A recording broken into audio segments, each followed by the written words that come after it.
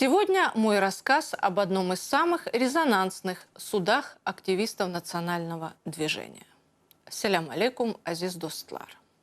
С 1 июля по 5 августа 1969 года в здании Ташкентского городского суда проходил многофигурный процесс крымских татар, вошедший в историографию как процесс 10 или Ташкентский.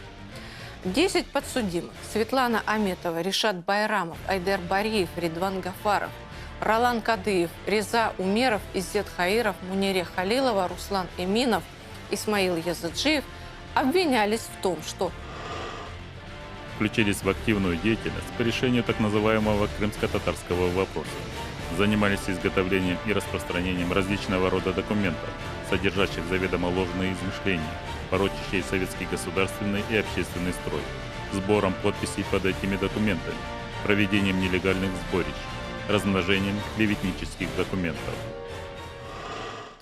это были люди разного возраста, разных профессий. Среди подсудимых были две молодые девушки – Мунире и Светлана. Объединяло их одно – активное участие в крымско-татарском национальном движении.